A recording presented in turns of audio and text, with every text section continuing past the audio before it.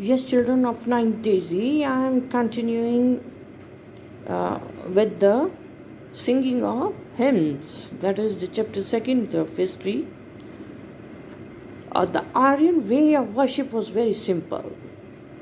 जो तरीका था आर्यंस का प्रार्थना करने का बहुत साधारण था.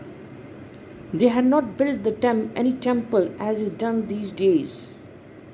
इन दिनों में उन्होंने कोई टेम्पल्स नहीं बनाए थे जैसा कि आज के ज़माने में टेम्पल्स बनाए जाते हैं.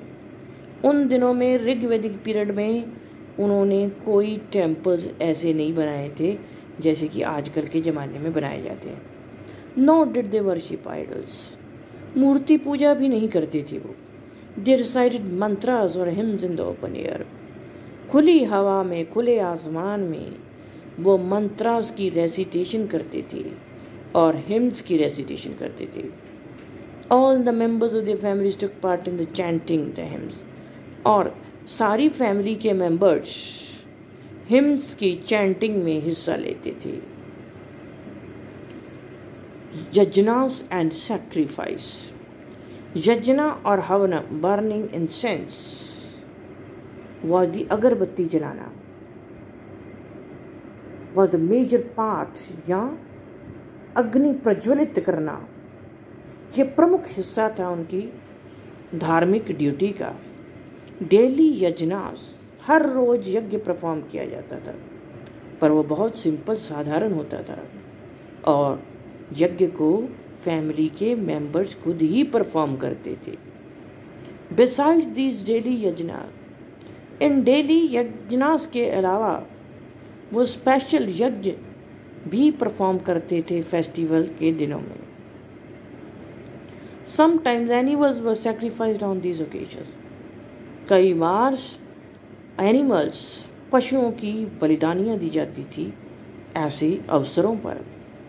Special care was taken in performing this.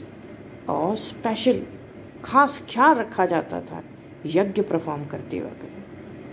First of all, fire was kindled and offerings of ghee, milk and rice were made.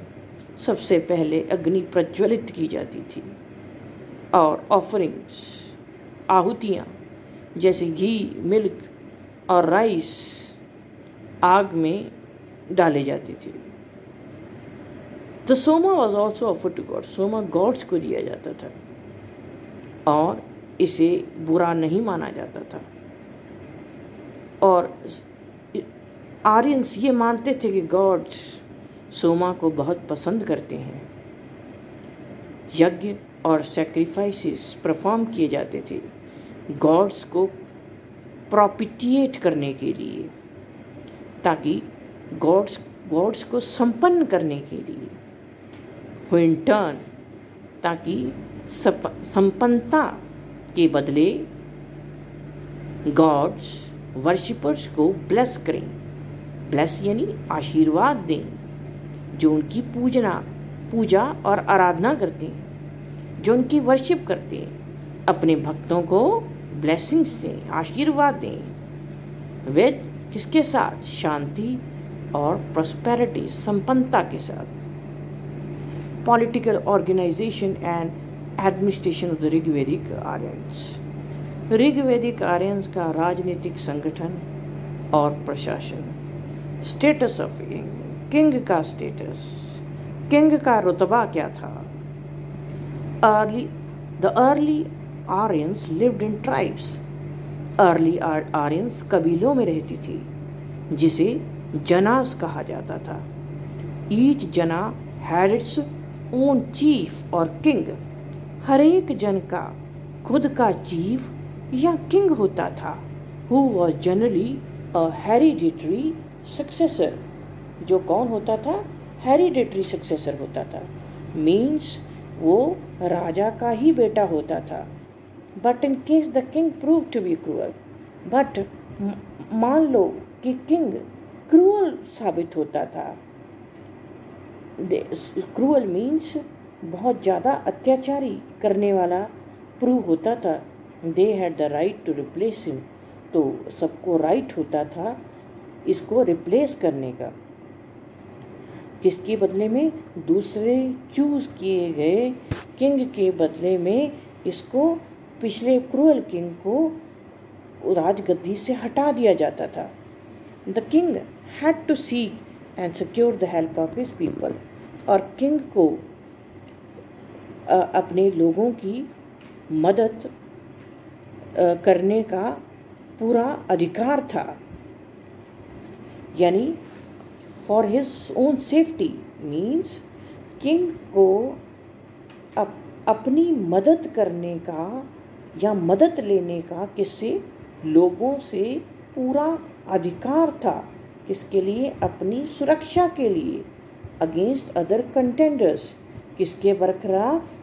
दूसरे राजा या जो उसके दुश्मन होते थे या उस पर आक्रमण करके राजगद्दी या किंगडम पर कब्जा करना चाहते थे। The king was not an autocrat, he could exercise limited authority. Autocrat का मतलब है कि किंग को पूरी तरह से पावर्स नहीं दी गई थी, वो कुछ लिमिटेड, उसके पास में कुछ लिमिटेड अथॉरिटी थी, वो कुछ ही पावर्स का उपयोग कर सकता था अपनी ड्यूटीज़ को निभाते हुए या डिस्चार्ज करते हुए। और वो ड्यूटीज़ क्या क्या होती थी?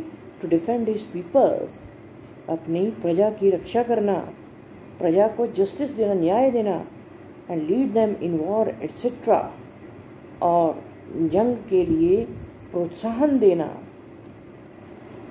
Then the king and his ministers. First of all we have read the status of king, then we'll read about the king and his ministers. There were several ministers, especially the commander-in-chief and Purohit or the priest, to assist the king in the discharge of his administrative duties. बहुत सारे minister, specially commander in chief, Purohit, priest यानी संत महात्मा होते थे king को मदद करने के लिए। किस वक्त? अपनी किंग को अपनी ड्यूटीज डिस्चार्ज करते वक्त बहुत सारे minister, specially commander in chief और पुरोहित, जिसे संत महात्मा कहा जाता था, वो किंग की मदद करते थे ड्यूटी निभाने में। एज दीज मिनिस्टर्स, ये मिनिस्टर्स काफ़ी एक्सपीरियंस्ड मीन्स काफ़ी तजुर्बेकार होते थे और क्वाइट एबल, काबिल भी होते थे। They could serve their people, अपने लोगों की रक्षा कर सकते थे। क्या देकर? और अच्छी प्रॉपर एडवाइस देकर। किसको? किंग को अच्छी सलाह देकर। Now third was local self government. इस पीरियड दौरान लोकल सेल्फ गवर्नमेंट एक इम्पॉर्टेंट इंस्टीट्यूशन था। ग्रामीणी चीफ फंक्शनरी था विलेज में। मेन फंक्शन किसकी होती थी विलेज में? ग्रामीणी की होती थी। होल विलेज एडमिनिस्ट्रेशन, पूरा जो गांव का प्रशासन होता था, ये ग्रामीणी की रिस्पॉन्सिबिलिटी या जिम्मेवारी होती थी। ग्रामीणी शांति और कानून व्यवस्था बनाए रखता था विलेज में। And in times of war, और जब जंग होती थी तो लोगों को कहाँ लीड करता था? बैटल फील्ड में, लड़ाई के मैदान में। He was also the chief of the village council, और ग्रामीणी विलेज काउंसिल का हेड होता था या ग्राम सभा का हेड होता था। एंड जनरली और आम तौर पर छोटे छोटे केसेस डिसाइड करता था। He was responsible to the king's orders executed, और जो भी किंग ऑर्डर देता था उसकी पूरी जिम्मेवारी ग्रामीणी की होती थी। किंग के ऑर्डर को पूरी तरह से प्रजा में बनाए रखना और उसको निभाना, ये किंग ग्रामीणी की रिस्पॉन्सिबिलिटी होती थी। In the village hierarchy he had the most responsible post, और विलेज की जितनी भी पोस्ट होती थी उनमें से सबसे जिम्मेवारी वाली पोस्ट ग्रामीणी की होती थी। The Sabha and the Samiti. There were 2 councils of chosen members from among the people to assist the king. 2 councils होती थी चुने हुए मेंबर्स की, जिनमें से अमंग द पीपल, और ये लोगों में से चुनी हुई होती थी। ताकि वो किंग की मदद या हेल्प कर सके। One of them was called, एक सभा कहलाती थी और दूसरी समिति कहलाती थी। समिति was the body that represented, समिति ऐसी बॉडी थी जो पूरे ट्राइब को रिप्रेजेंट करती थी, पूरे कबीले को जिम्मेवारी उसके हाथ में होती थी। वाज सभा, सभा में डिस्टिंग्विश्ड जाने माने मेंबर्स ही होते थे। द मेंबर्स ऑफ सभा, और सभा के मेंबर्स को सभासद कहा जाता था और उसके प्रेसिडेंट को सभापति कहा जाता था। फ्री डिस्कशंस होती थी सभा में, खुलेआम विचार विमर्श होते थे, बिल्स रेजोल्यूशंस पास किए जाते थे। कैसे? मेजॉरिटी वोट द्वारा। और जिसको जिस डिस्कशन के ऊपर या जिस फैसले पर ज़्यादा वोट्स मिलती थी तो उसे ही स्वीकृत किया जाता था। And it's decisions were applicable, और जो भी सभा में डिसीजंस लिए जाते थे ये सभी पर लागू होते थे और सभी को इस डिसीजंस का अबाइड में पालन करना होता था। द समिति वॉज द काउंसिल, और समिति सारे ट्राइब, सारे कबीलों की काउंसिल मानी जाती थी। And was like the present day parliament, और किसकी तरह होती थी? आज की प्रेजेंट डे पार्लियामेंट की तरह। There was freedom of expression to every member, हर एक मेंबर के पास में अपने आप को एक्सप्रेस या भाषण देने की स्वतंत्रता होती थी। And the resolutions were carried by the majority of it, और जो रेजोल्यूशंस या बिल्स जो होते थे वो मेजॉरिटी ऑफ वोट द्वारा कैरी किए जाते थे। मीन्स जिसको ज़्यादा वोटें पड़ती थी वही बिल पास होता था। Even the king had to seek the cooperation of the Samiti, और किंग को किसका सहयोग प्राप्त होना जरूरी होता था? समिति का। Which helped him strengthen his position, जो उसकी मदद करता था कि उसकी पोजीशन को स्ट्रांग बनाया जा सके, ताकतवर बनाया जा सके। At the time of his accession, जब किंग का राज्य अभिषेक होता था या किंग को राजगद्दी पर बिठाया जाता था, the king had to take many vows, king को बहुत सारी शपथें लेनी पड़ती थी। किसकी प्रेजेंस में? किसके सम्मुख? समिति के आगे। समिति बिल भी पास कर सकती थी ताकि किसको हटाया जा सके? इनकम्पिटेंट और क्रूअल किंग, ऐसा किंग जो बहुत क्रूर है। इनकम्पिटेंट यानी किंग बनने के काबिल नहीं है या सक्षम नहीं है, उसके खिलाफ बिल भी पास किया जा सकता था। Then in this way we can say that both these institutions, इस तरह हम कह सकते हैं कि सभा और समिति ये बहुत इम्पोर्टेंस थी और ये पूरा कंट्रोल एक्सरसाइज करती थी किसके ऊपर? किंग के ऊपर। So that he did not turn into a, ताकि वो